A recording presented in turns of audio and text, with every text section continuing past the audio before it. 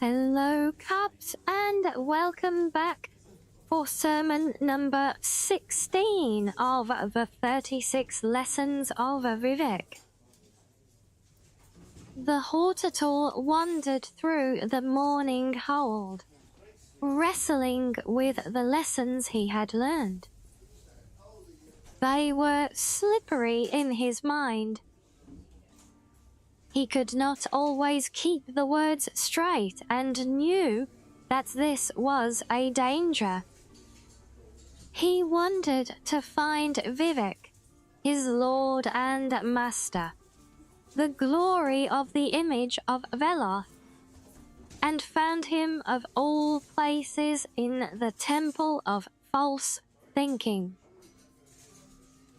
There, clockwork shears were taking off Vivec's hair. A beggar king had brought his loom and was making of the hair an incomplete map of adulthood and death. Nerevar said, "Why are you doing this, my lord?"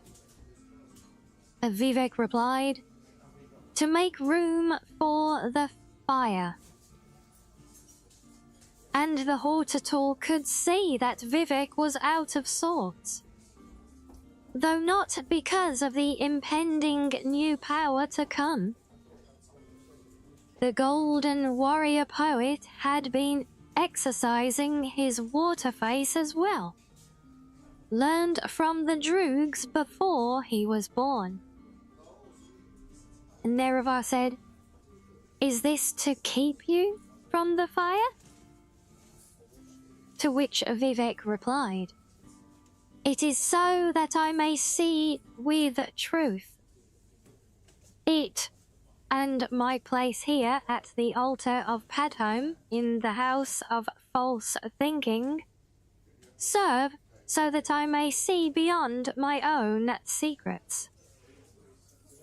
The water face cannot lie.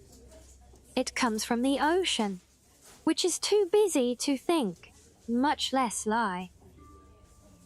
Moving water resembles truth by its trembling." Nerevar said, "I'm afraid to become slipshod in my thinking." And Vivec replied, "Reach heaven by violence, then." So, to quiet his mind, the hortator chose from the flight racks an axe. He named it and moved on to the first moon. There, Nerevar was greeted by the Parliament of Craters, who knew him by title and resented his presence. For he was to be a ruling king of Earth, and this was the lunar realm. They shifted around him in a pattern of entrapment. "The moon does not recognize crowns or scepters," they said, "nor the representatives of kingdoms below, lion or serpent or mathematician. We are the graves of those that have migrated and become ancient countries. We seek no queens or thrones. Your appearance is decidedly solar, which is to say a library of stolen ideas. We are neither tear nor sorrow. Our revolution succeeded in the manner that it was written. You are the hortator and unwelcome here." And so, Nerevar carved at the grave ghosts until he was out of breath, and their parliament could make no new laws.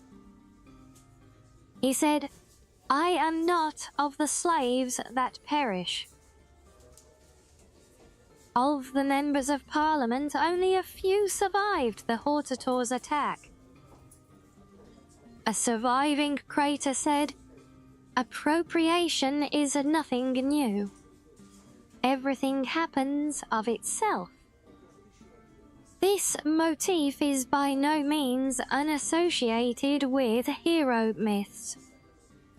You have not acted with the creative impulse. You fall below the weight of destiny. We are graves, but not coffins.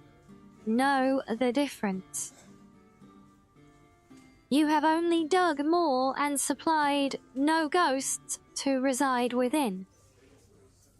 Central to your claim is the predominance of frail events. To be judged by the earth is to sit on a throne of wonder why. Damage us more and you will find naught but the absence of our dead. And yes, as always, the ending of the words is civvy.